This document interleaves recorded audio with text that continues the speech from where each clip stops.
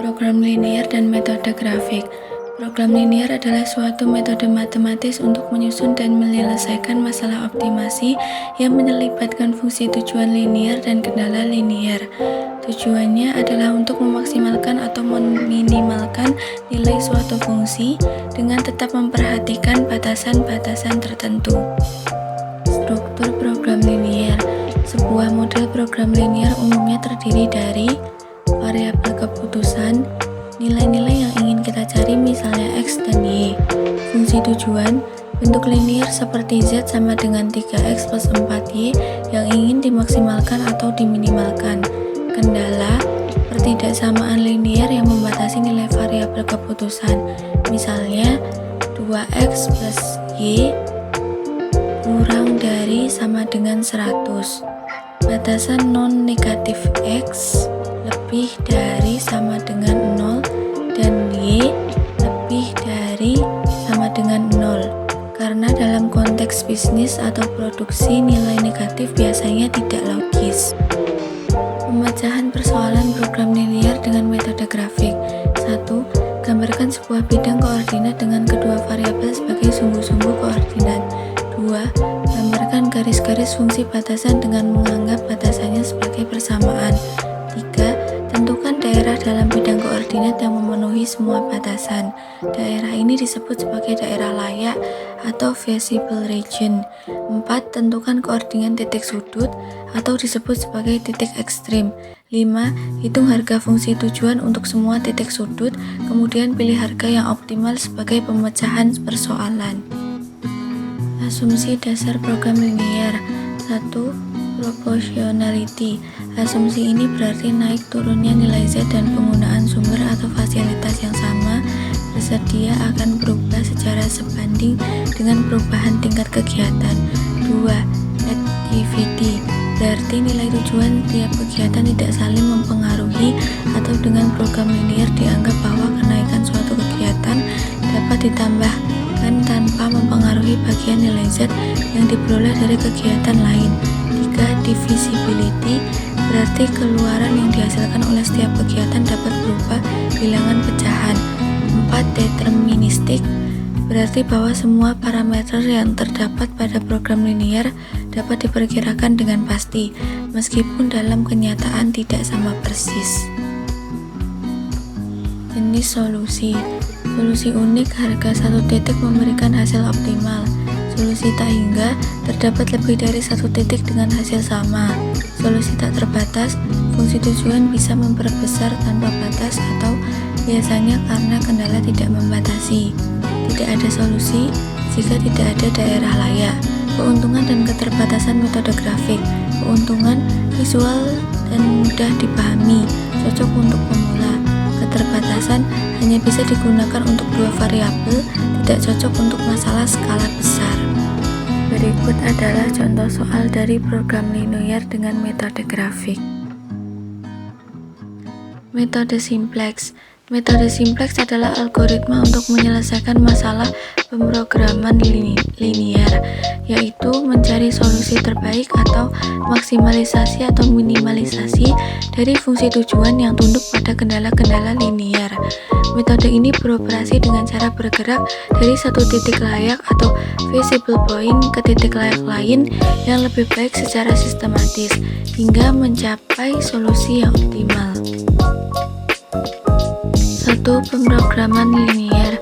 Masalah pemrograman linier melibatkan fungsi tujuan yang ingin dimaksimalkan atau diminimalkan, dan serangkaian kendala, persamaan atau pertidaksamaan linier yang membatasi solusi yang mungkin.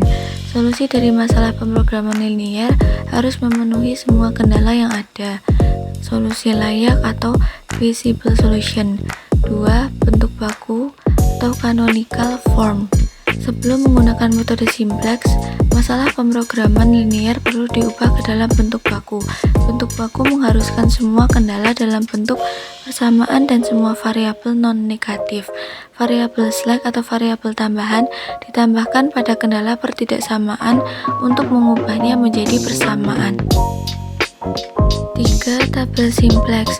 Metode simplex menggunakan tabel untuk mempresentasikan masalah pemrograman linier dan melacak Tabel simpleks berisi koefisien fungsi tujuan, koefisien kendala, dan solusi saat ini.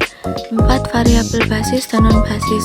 Variabel basis adalah variabel yang memiliki nilai selain 0 dalam solusi saat ini.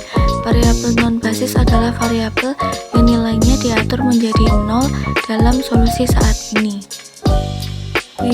Iterasi simpleks. Proses iteratif dalam metode simpleks melibatkan langkah-langkah berikut.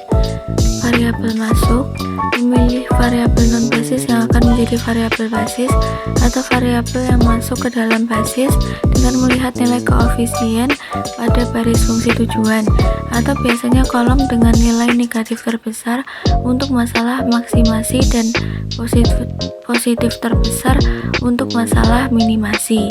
Variabel keluar, memilih variabel basis yang akan digantikan oleh variabel masuk dengan menghitung rasio antara nilai sisi kanan, solusi saat ini, dan elemen kolom pivot untuk baris yang bersangkutan, dan memilih baris dengan rasio terkecil.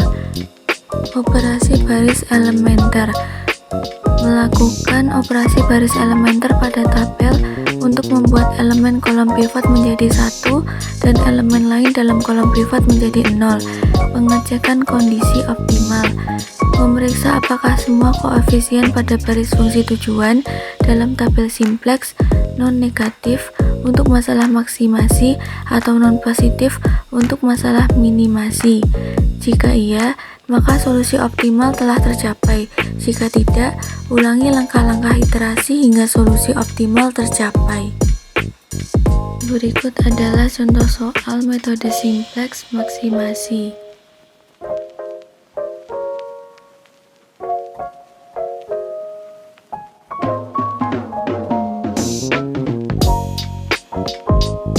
Output input. Dalam matematika bisnis, konsep input dan output berkaitan erat dengan analisis input-output yang digunakan untuk memahami keterkaitan antar sektor ekonomi. Analisis ini membantu dalam menghitung dampak dari perubahan permintaan atau produksi pada berbagai sektor. Konsep dasar input dan output.